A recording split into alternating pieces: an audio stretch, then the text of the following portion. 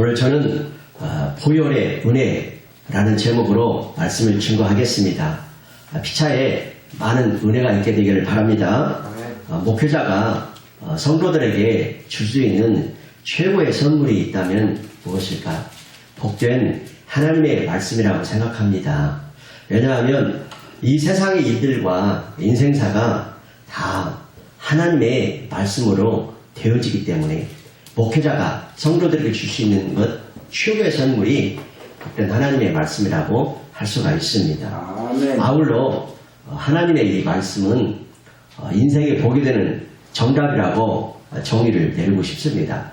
여러분 복되게 살고 싶죠? 아멘. 행복하게 살고 싶죠? 아멘. 잘 되기를 원하죠? 평강을 누리기를 원하죠? 그런데 우리 인생에 복이 되는 정답이 있다면 과연 무엇일까? 하나님의 말씀이라 할 수가 있습니다. 아멘. 그래서 이 하나님의 말씀은 우리를 복이 되게 하는 정답으로서 우리를 평안과 행복 속에 살게 하는 절대 진리가 되어진다라는 거예요.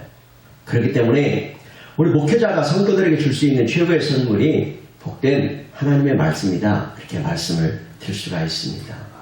반면에 이것을 한번 뒤집어서 한번 말씀을 드려보겠습니다.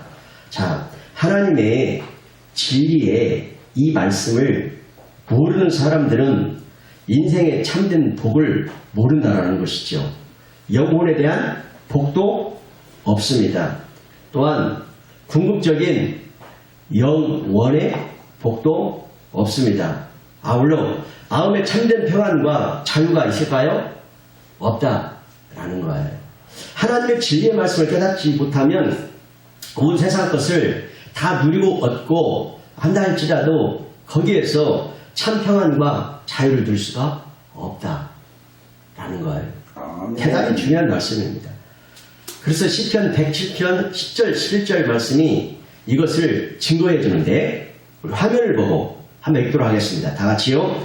사람이 흑암과 사망의 그늘에 앉으며 곤고와 쇠사슬에 매임은 하나님의 말씀을 거역하며 지존자의 뜻을 멸시합니다. 아멘. 그렇기 때문에 우리 인생들은 하나님의 진리의 말씀을 깨달아야 복이 되는 줄 믿습니다. 또한 하나님의 말씀은 실제라는 게 실제. 한번 따라해볼까요? 말씀의 실제. 말씀의 실제. 이거 무슨 뜻이냐면 이 말씀이 실제로 역사한다는 거예요.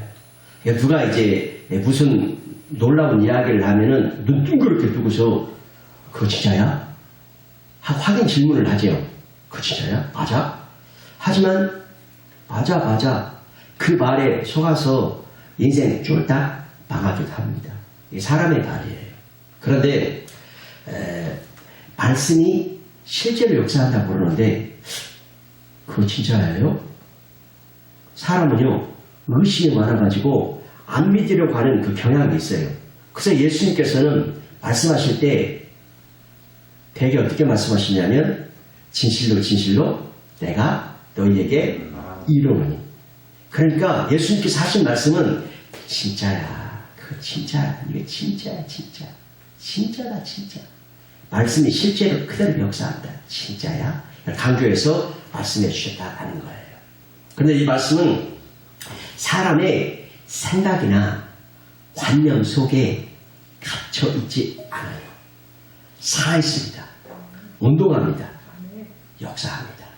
따라서 어떤 말씀이든지 말씀대로 역사한다고 믿는 자에게 살리는 생명 역사가 일어나는 줄 믿습니다. 아멘. 이 하나님의 말씀은 살아있고 역사하기 때문에 이 말씀으로 죽이는 데 쓰면 사람을 죽일 수가 있고 살리는 데 쓰면 살려낼 수가 있어요. 아멘. 그렇다면 여러분들은 살리는 말씀을 듣기를 원하십니까? 죽이는 말씀을 듣기를 원하십니까? 아멘. 살리는 말씀. 그렇죠. 살리는 복음의 말씀이 우리 귀에 들려져야 우리 영혼이 살고 인생이 복되고 행복하게 살아갈 수 있는 줄 믿습니다. 아멘. 그렇죠? 그런데 부정적이거나 잘못된 삐뚤어진 꼬여진 마음을 갖거나 그런 사람들이 하나님의 말씀들을 전할 때 보면은 그 그 말씀을 통해서 사람들을 막 살려내고 성령 충만하게 하고 하나님 앞에 서게 하고 뭔가 막 역사가 일어나게 하는 막 역동적인 말씀이 증거가 되어져야 되는데 그 말씀을 다 듣고 나면은 그렇지 않아도 교회 올 때 너무 힘들어가지고 수고하고 무거운 짐을 지고 고통 속에서 겨우겨우 발경 겨우겨우 한 걸음씩 왔는데 교회에서 전하는 말씀을 듣고 교회 나갈 때는 더 죽어갖고 나가는 거예요. 다 죽어. 완전히 힘을 다 잃고. 이게 신앙생활이니까. 예수 믿는 신앙생활은 우리가 말씀을 통하여 살아나야 될 줄 믿습니다. 생기가 있어야 될 줄 믿습니다. 활력이 있어야 될 줄 믿습니다. 그 하나님의 말씀은 영을 살리고 혼을 살리고 내 영혼이 잘된 것이 범사가 잘되고 강건하게 하는 말씀이 되는 거예요. 아멘. 그래서 이 말씀은 살아있기 때문에 말씀대로 살리는 말씀대로 믿는 자에게 살리는 생명 역사가 일어난다라는 거예요. 여러분 세상의 지식도요 아는 만큼 보이고 아는 만큼 힘이 되고 유익이 되는 거예요. 모르면 속습니다. 모르면요 이용을 당해요. 모르고 속아가지고요 많은 손해를 보거나 쫄딱 망한 사람들이 부지기수로 많습니다. 그러니까 세상의 지식이니까 어느 방면에서든 이 원리는 동일하게 적용이 되는데 아는 만큼 보이고요 보이는 만큼 누리게 되는 거예요. 스포츠도 마찬가지예요. 음악도 마찬가지예요. 예술의 세계도 다 마찬가지예요. 어떤 것도요 아는 만큼 깨달아진 만큼 보여지게 되고 누려지게 되고 실력이 향상되어지고 전문가가 되어진다는 거예요. 여러분 이해 가십니까? 마찬가지로 하나님의 말씀도 깨닫고 아는 만큼 자신의 소유가 되고 힘이 되고 능력이 되고 축복이 되고 누리게 된다라는 거예요. 특히 하나님의 말씀을 모른다면 육적 세계, 물질 세계 그 이상의 것을 취할 수가 없어요. 그래서 형 이상학, 형 이하학 이런 말 들어보셨죠? 그러니까 하나님의 진리의 말씀을 모르면 형 이하학의 물질 세계, 육적 세계를 누릴 수가 있지만 형 이상하게 그 영적 세계의 그 차원의 것들은 알 수도 없고 누릴 수도 없다는 거예요. 그래서 하나님의 말씀이 아니고서는 성령의 깨닫게 하심이 없이는 육적 세계, 물질 세계 이상의 것을 알 수 있는 능력이 인간에게 허락되지 않았습니다. 그렇기 때문에 3차원의 세계인 육적 세계를 지배하는 4차원의 영적인 세계의 비밀과 그 영원한 것을 소유하려면 하나님의 진리의 말씀을 통해서만 얻을 수가 있게 된다라는 거예요. 그러므로 하나님의 말씀이 깨달아져야 될 줄 믿습니다. 깨닫고 아는 만큼 육적인 것과 영적인 것, 하늘의 것과 땅의 것을 아울러서 자신의 소유로 삼을 수가 있다라는 거예요. 한번 따라합시다. 깨닫고 아는 만큼 내 소유가 되고 내가 누릴 수 있다. 자, 한 가지 예를 들어 한번 설명해 볼게요. 많은 사람들이 영적 세계, 아까 육적 세계가 영적 세계가 있다고 그랬죠. 영적 세계를 모르기 때문에 무속인에게 속고 살아요. 사람들은요 무슨 오한이 발생하면 무속인을 찾아가요. 그런데 무속인에게서 무슨 인생의 해답을 얻으려고 찾아갔는데 무속인은 정작 찾아온 사람에게 이 비방의 처방을 내려가지고 그 사람을 딱 속박하는 거예요. 이게 무속인에게 가는 사람은 해답을 얻고자 했는데 정작 무속인은 비방을 걸어서 딱 올라매게 되는 거예요. 예컨대 올해 삼재가 끼었어. 참 오한이 많네. 큰 사고가 날 거야. 해결하려면 이걸 해야 돼. 이런 비방의 말에 꼼짝없이 웃겨버리는 거예요. 결국엔요, 무속인들도 찾아온 사람들에게 얻고자 하는 것이 여러분 무엇일까요?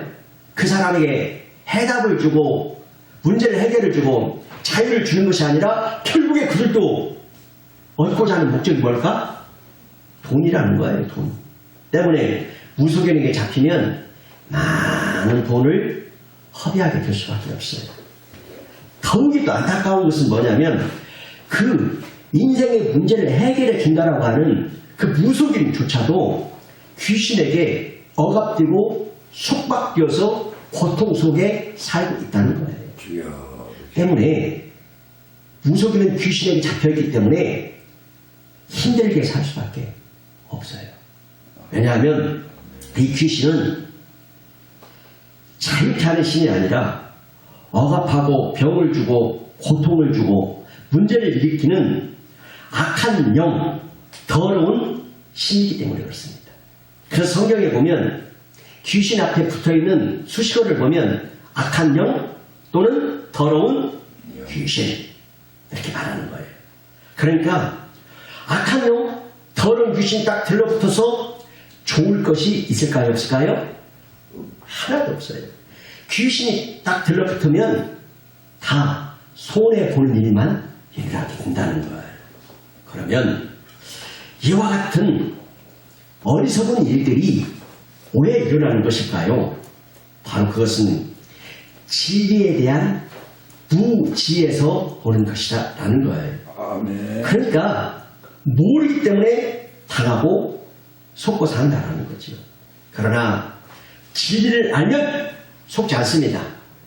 영적인 세계를 알면 당하지 않습니다. 아멘. 그러므로 진리의 말씀인 하나님의 말씀이 깨달아지는 것이 이렇게도 중요하다라는 것을 말씀하는 거예요. 그래서 진리를 많이 알면 알수록 자신의 소유와 능력은 이렇게 커지고 더 많은 자유와 복을 누리게 된다는 거예요. 그래서 요한복음 8장 32절 말씀에 진리를 알지니 진리가 너희를 자유롭게 하리라. 진리를 많이 알면 알수록 내 소유와 능력이 커지고 더 많은 자유와 복을 누리게 되어진다는 거예요. 자, 이 세상은 하나님이 말씀하신 그대로 성취되어 간다라는 거예요. 그래서 창세기에 보면 하나님이 이 세상을 창조하실 때 빛이 있으라 하시니 빛이 있었고 궁창이 있으라 하시니 궁창이 있었고 땅과 물이 나누어지라 하시니 그대로 되었고 이것을 한 문장으로 딱 정리하면 하나님이 말씀하시니 그대로 되어 보시기에 좋았더라. 할렐루야. 그러니까 이 세상은 하나님이 말씀하시니 그대로 되어 보시기에 좋았더라. 하나님의 말씀하신 그대로 되어져가고 성취되어 간다라는 거예요. 그러므로 하나님의 말씀을 깨닫고 깨달은 말씀의 능력을 내 생각, 내 지식으로 제한하지 않는다면 주님은 그의 믿음만큼 그 믿음을 통해 역사하신다라는 거예요. 주님은 약속의 말씀을 믿는 진짜 믿음으로 사는 자에게 주님의 능력을 이 땅에 실제로 나타내 주신다. 그래서 말씀의 실제가 되게 한다라는 거지요. 진실로 그러하도다. 이 말씀이 또한 너희 믿는 자 가운데서 역사하느니라. 아멘. 내 믿음대로 될지어다. 아멘. 대저 하나님의 모든 말씀은 능하지 못하심이 없느니라. 아멘. 그러므로 선포되는 하나님의 말씀 한 말씀 한 말씀을 사모하는 자세, 기대하는 자세로 아멘 아멘 하며 주님 심령으로 받으면 말씀이 그대로 실제가 되는 말씀 체험의 목격자가 될 줄 믿습니다. 누가복음 1장 처음 읽어보면 말씀의 목격자되고 일꾼된 자가 이러면서 데오벨 각하에게 이 글을 보낸다라고 쓰고 있어요. 그 말씀이 어떻게 된다는 것인가? 목격이 된다는 거예요. 목격. 말씀이 실제로 역사하고 말씀이 능력이 되어지고 말씀이 축복이 되어지고 말씀이 살아 역사하는 것을 목격한다. 목격. 아멘. 할렐루야. 아멘. 그러므로 주님의 약속의 말씀을 믿는 진짜 믿음으로 사는 자에게 주님은 그 능력을 이 땅에 실제로 나타내 주신다. 이런 믿음이 우리에게 있게 되기를 바랍니다. 이제 보혈의 은혜의 색을 한번 들어가 봅니다. 보혈, 오늘 보혈의 말씀 우리 사순절에 자 갈보리 십자가에서 흘리신 예수 그리스도의 피를 보배로운 피라고 해요. 이 보배로운 피를 두 자로 줄이면 뭐가 돼요? 보혈이 되는 거죠. 보혈. 이 보혈은 성도들에게 있어서 하나님의 언약 유언적 약속이고 생명이고 축복이고 기적이 되는 거예요. 보혈은 성도의 축복이요 생명이요 기적이라는 거예요. 하나님의 한량없는 축복을 누리며 살게 하는 것이 보혈이라는 거예요. 자, 이 보혈이 얼마나 위대한지 예수님의 보혈로서 인생의 저주를 닦습니다. 재앙이 넘어가게 합니다. 인생의 복된 길이 열립니다. 잘 되게 하고 행복하게 합니다. 보혈의 축복의 말씀이 내 심령에 딱 임하면 가문의 저주가 끊어지는 줄 믿습니다. 하나님의 축복이 시작되는 줄 믿습니다. 전해다는 축복의 사람이 되는 줄 믿습니다. 기쁘고 즐겁고 행복한 삶을 사는 줄 믿습니다. 진리를 하지니 진리가 너희를 자유롭게 하리라. 여러분, 만남이 인생을 바꾸는데 어떤 사람은 책 한 권 읽다가 그 한 줄의 글귀에 감동받아서 인생을 바꾸는 사람들이 많아요. 어떤 사람은요, 그 신문을 보다가 신문 그 굵은 글씨로 써있는 헤드라인 그 제목 한 줄에 영향을 받아서 인생을 바꾸는 사람도 있어요. 어떤 사람은요, 누구하고 대화하다가 복된 말 한마디에 그 인생을 바꾸기로 결심한 사람들도 있어요. 하지만 인생의 주관자이신 예수님을 만나게 되면 어떻게 될까? 이 땅에서 뿐만 아니라 영원토록 복된 사람이 된다라는 거예요. 기독교에서 그러면 가장 중요하고 반드시 꼭 알아야만 하는 핵심 질 두 가지가 있는데 뭘 알아야 되는가? 우리 그리스도인들이 반드시 알아야만 하는 두 가지 진리. 십자가와 부활. 이것이 핵심 진리예요. 기독교에서. 십자가와 부활. 그러니까 예수 그리스도의 보혈과 부활을 반드시 깨닫고 알아야 된다. 때문에 그리스도인들이 반드시 이 두 가지를 깨달아야 하는 이유에 대해서 말씀을 보도록 하겠습니다. 히브리서 9장 22절 말씀을 우리 화면을 보고 함께 큰 소리로 읽겠습니다. 다 같이요. 율법을 따라 거의 모든 물건이 피로써 정결하게 되나니 피 흘림이 없은즉 사함이 없느니라. 그러니까 상반절에 보면은 율법을 따라 거의 모든 물건이 피로써 정결하게 된다. 물건이든 사람이든 피로써 정결하게 돼요. 피 흘림이 없은즉 어떻다고요? 사함이 없느니라. 피 흘림이 없으면 절대 죄 용서 받을 길이 없어요. 재앙에서 자유로울 수가 없어요. 그러나 피 흘림이 있으면 죄 용서 받아요. 재앙이 넘어가요. 이것이 하나님의 정하신 법이죠. 따라서 예수 그리스도의 보혈의 피에 대해서 반드시 알아야만 우리가 죄사함의 은혜를 그리고 축복을 경험하고 누리게 될 줄 믿습니다. 자, 이제 부활을 왜 알아야 되는지에 대해서 우리 고린도전서 15장 19절 말씀을 화면을 보고 읽겠어요. 다 같이요. 만일 그리스도 안에서 우리가 바라는 것이 다만 이 세상의 삶뿐이면 모든 사람 가운데 우리가 더욱 불쌍한 자이리라.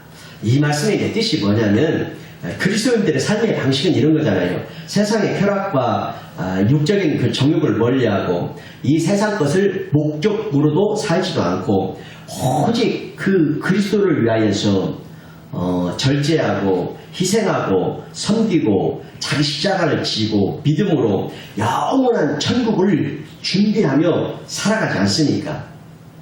그런데 그렇게 절제하며 자기를 죽이면서 참 섬기면서 희생하면서 그렇게 살아왔는데 만일에 이 육체적인 부활과 영원히 사는 그 영생이 없다라고 하면 이 세상에서 얼마나 비참하고 어리석은 존재라는 거예요. 즉 오늘 여러분 우리가 이 자리에 앉아서 예배를 드리는데 우리가 은혜를 받지 못해버리고 오늘 이 자리에서 예배를 드리면서 마음에 어떤 아무런 의미도 없고 그냥 교회만 달려가서 가게 된다면 무슨 의미가 있겠느냐 이거예요. 그럼 오히려 이날에 그럴 바에는 차라리 아주 경치 좋은 골프장에 가서 골프 치고 노는 것이 훨씬 좋지 않겠어요? 그렇잖아요. 그런데 우리 그리스도인들은 그렇게 살지 않아야 할 이유가 있다는 거예요. 왜 그런가? 우리에게 무엇이 있다? 부활이 있기 때문이라는 거예요. 육체가 부활하게 되고 영원한 영생 세계가 있기 때문에 우리가 육신의 소욕을 따라 자기 마음이 원하는 대로 살지 않고 하나님의 말씀을 따라 하나님이 원하시는 뜻을 따라 살아야 할 이유가 있다. 그래서 우리는 부활을 깨달아야 되는 거예요. 자 보세요. 우리가 그리스도인이라고 하는 이유로서 버릴 것은 버려야 되고 끊을 것 끊어야 되고 내려놓고 살지요. 그죠? 아멘. 이런 것들 중에 뭐가 있을까? 여러분이 그리스도인이 되었기 때문에 무엇을 버리고 끊었어요? 우리 장로님 그리스도인이 되었기 때문에 뭘 버리고 끊었습니까? 옛날 습관을 다 버렸습니다. 그래요. 장로님 옛날 습관을 다 버렸다고. 그렇죠.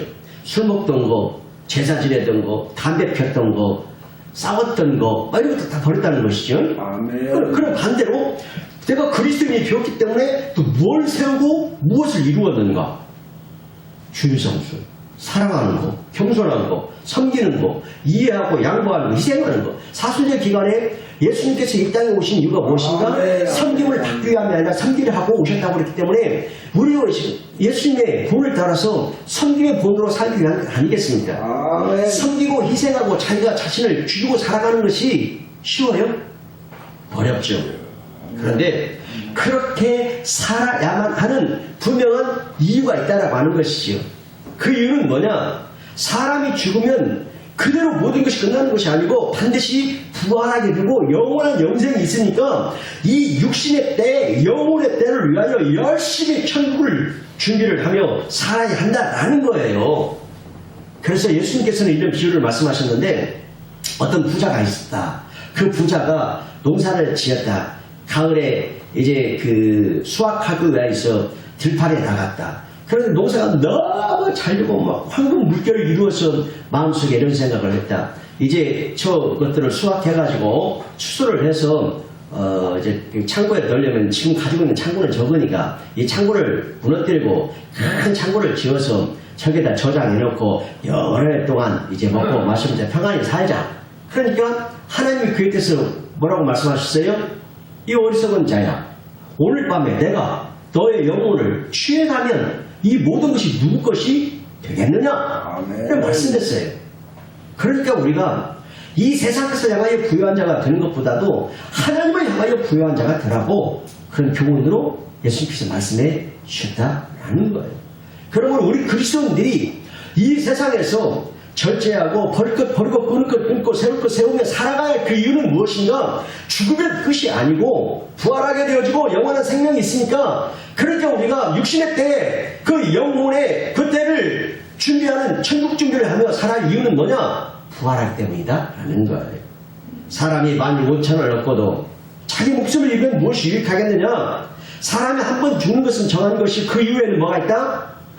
심판이 있다. 모든 육체를 들어가지고 그 모든 영광은 불에 꽂고 같은 흙은 마르고 꽃은 시들고 마르되 주의 말씀은 영원하다. 그래서 기독교의 핵심 진리 두 가지를 오늘 말씀드렸는데 뭐가 무엇인가? 십자가, 부활이다. 곧 예수 그리스도의 보혈과 부활이 핵심 진리 두 가지라는 거예요. 그러면 이제 보혈의 진리를 함께 상고하면서 보혈의 바다에 푹 빠짐으로 보혈의 은혜를 풍성하게 누리며 살게 되기를 원합니다. 아멘. 자, 예수 그리스도의 보혈, 십자가 반드시 깨달아야 되는데 왜 그런가? 오늘 이유를 보겠어요. 어떤 건물이든지요, 건물이 세워지려면 반드시 기초 토대가 있어야 되고 토대가 튼튼해야 되지요. 그러면 토대가 약하면 건물 세우나 마나 한 것이죠. 오히려 안 세우는 것보다 안 세우는 것이 낫지요. 왜냐하면 건물을 토대가 약한 데다가 다 지어놨는데 태풍이 한번 샥 불어버리니까 건물이 와르르 무너지면 엄청난 손실이 따르게 되고 사상자가 발생하기 때문에 치면 말하는 것이죠. 그러니까 이 토대 없이 집을 세우는 것을 사자성어로 사상누각이라고 하잖아요. 문자 그대로 모래 위에 지은 집이다. 그러니까 이것은 어떤 사물의 기초가 약해서 쓰러질 염려가 있으니까 오래 견디지 못함을 비유하는 말이잖아요. 그러므로 건물을 세우는 데는 기초 토대 작업이 가장 중요하다라는 거죠. 그래서 지혜로운 자는 어떤 자냐?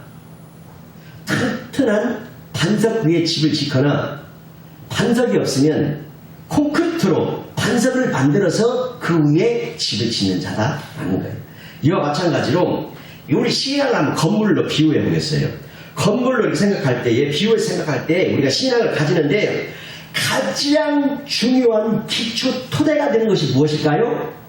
십자가, 예수 그리스도의 보혈이라는 거예요.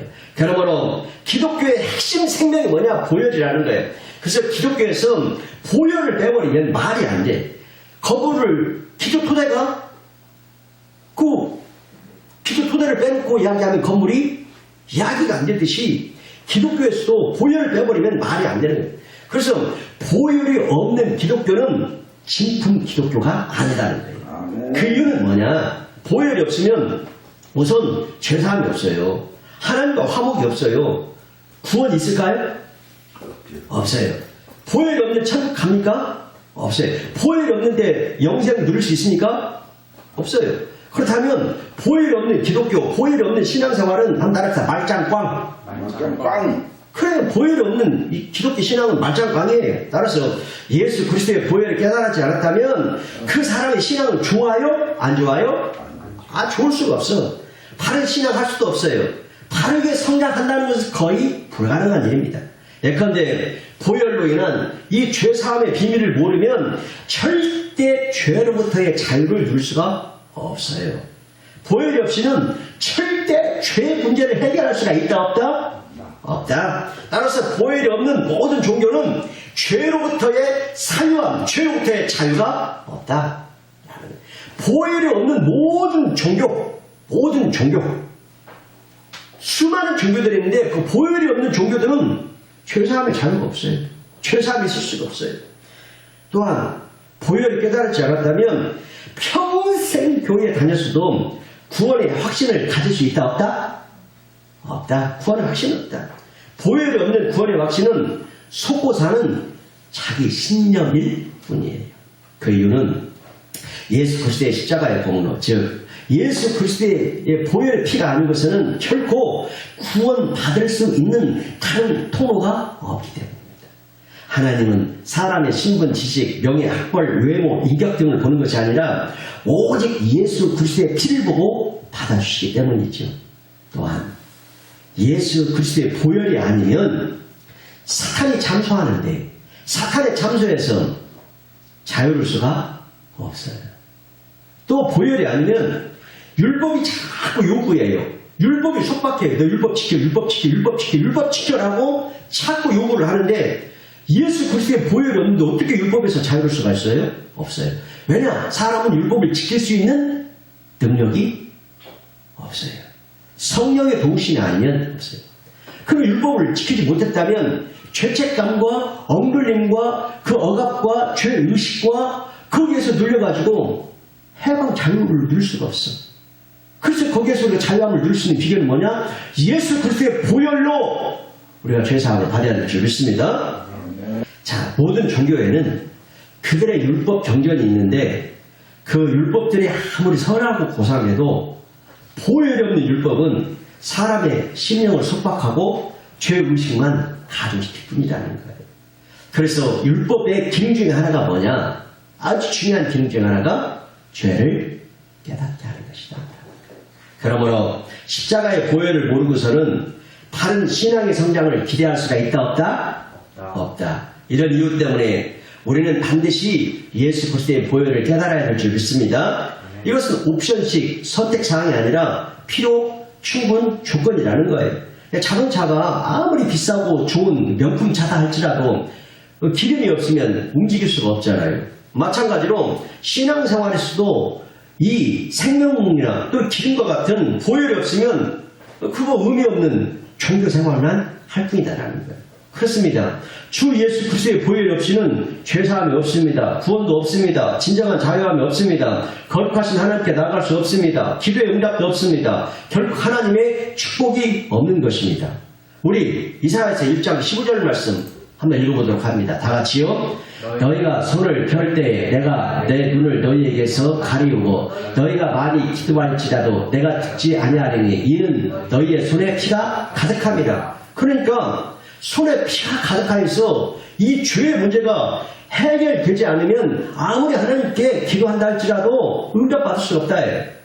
하나님의 축복을 누릴 수가 없다라는 거예요. 그러므로 이 죄의 문제를 해결해 줄 수 있는 예수 그리스도의 보혈은 필요, 충분 조건의 핵심 진리이다라는 걸 말씀드립니다. 계속해서 보혈의 중요성을 말씀드립니다. 보혈이 그토록 중요한 이유는 뭐냐? 오직 예수 그리스도의 보혈만이 허물 많은 우리 인간으로 하여금 거룩하신 하나님께로 나가게 하고 하나님께로부터 내려오는 모든 축복을 받게 하는 관문이기 때문에 그래요. 이 보혈의 관문을 통과하지 않고서는 죄된 우리 인간이 거룩하신 하나님께 나갈 수도 없고 또 하나님께서도 보혈을 통해서만 우리에게 모든 축복을 내려주심을 믿습니다. 그럼 그림을 한번 보겠어요. 자, 하늘에는 거룩한 하나님이 계시고 이 땅에는 우리가 있어요. 우리는 죄만 짓고 살아가는 죄인이에요. 그런데 하나님과 우리 사이에 딱 가로막고 있는 것이 있는데 그게 뭐예요? 죄예요. 이 죄가 막힌 다음에 되어서 하나님께서 복을 주시려 하지만 우리는 복을 받을 수가 없고 하나님께 나갈 수가 없어요. 이 죄가 하나님께서 내려주시는 한량한 복을 다 막고 있어요. 그래서 우리는 하나님께 나가고 하나님께서 내려주시는 한량없는 복을 받기 위해서는 반드시 보혈이라고 하는 관문을 통과해야 될 줄 믿습니다. 그래서 이 의미를 담아낸 복음송을 어떤 분이 만들었는데 제목이 보혈을 지나요. 가사를 이 복음송 너무 유명한 곡이니까 뭐 다 아는 우리가 노래인데 찬양인데 한번 가사를 한번 들어보세요. 보혈을 지나 하나님 품으로, 보혈을 지나 아버지 품으로, 보혈을 지나 하나님 품으로 한 걸음씩 나아가네. 존귀한 주보혈이 내 영을 새롭게 하네. 존귀한 주보혈이 내 영을 새롭게 하네. 보혈을 지나야만 하나님께 나갈 수가 있고 하나님이 내리시는 은혜와 복을 받을 수가 있다라는 거예요. 그래서 하나님께로 이르게 하고 또 하나님께로부터 내려오는 모든 일은 보혈의 관문을 통과한다는 거예요. 하나님께서는 보혈을 모시고 우리를 구원하여 주시고 영생을 주시고 은혜 주시고 응답 주시고 죄사함도 주시고 축복도 주시고 자유함도 주시고 성령도 보내시고 보혈을 모시고 기적을 행하신 줄 믿습니다. 또 우리가 하나님께 나갈 때도 무엇을 통하여 이르게 된다?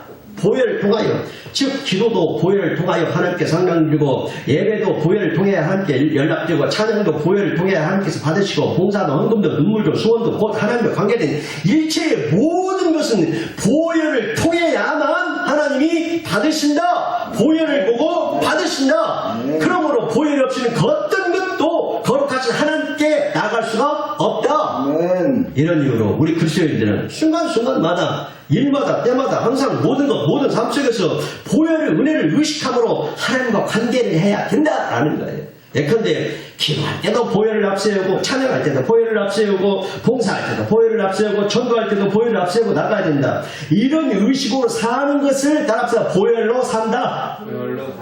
보혈로 산다라고 그래요. 그러나 신령 중심의 보혈을 앞세우지 않고 자기 의, 자기 생각, 자기 사상, 자기 철학, 자기 신념 등을 앞세우고 나가면 안 된다 이게. 이렇게 한 신앙생활을 하는 것을 보혈이 없는 종교생활이다라고 말하는 거예요. 그렇기 때문에 예수 그리스도의 보혈은 기독교의 진리의 모든 것 중에서 가장 중요한 핵심 위치를 차지한다라고 말씀드립니다. 그래서 기독교 역사를 통해서 보더라도 교회가 참 크게 부흥하고 성령 역사가 극대화가 되어지고 회개의 물결로 삶과 변혁이 되어지고 하나님의 말씀이 강성한 힘을 발휘하고 기적과 이적의 역사가 빈번하게 일어났으며 성도들의 심령마다 구령 열정으로 뜨거웠을 때는 성도들이 어떨 때 그랬냐? 보혈에 대한 찬송을 많이 하고 보혈에 대한 확고한 믿음을 가지고 보혈을 의지하고 보혈의 감격에 젖어 살 때 이런 일이 일어났어요. 그럴 때에 성령님이 강력하게 역사하고 특이할 만한 부흥 역사가 일어났다는 것이죠. 그 이유는 보혈로 말미암아서 하나님과 우리 사이에 죄로 인한 그 막힌 다음에 무너져버리고 하나님과 화목하게 되어지고 또 사탄의 참소와 계략은 무용지물로 되어지고 성령님 오셔서 제한 없이 역사하기 때문에 여러분 성령님이 강력하게 놀랍게 풍요롭게 역사할 때는 언제인가? 보혈이 풍성할 때. 그러나 반면에 보혈에 대한 믿음이 약해지고 보혈에 대한 찬송이 그치고 보혈에 대한 말씀이 잊어지면 성령님의 역사도 그쳤어요. 그러므로 우리 사랑찬의 성도들은 모두 각자 자신의 심령 가운데 예수 그리스도의 보혈의 은혜가 보혈의 축복이 보혈의 능력이 보혈의 감격이 넘치게 되기를 바랍니다. 아울러 보혈 충만 성령 충만하심으로 우리 삶 속에서 성령의 기름 부으심이 강같이 흐르게 되어지고 강력한 권능의 역사가 풀어지며 모든 문제가 깨뜨려지고 뚫고 전진하는 돌파의 역사가 보혈 충만 성령 충만으로 말미암아 일어나게 되길 예수님의 이름으로 축원합니다. 다음 주에도 보혈의 역사는 계속 이어집니다. 아멘.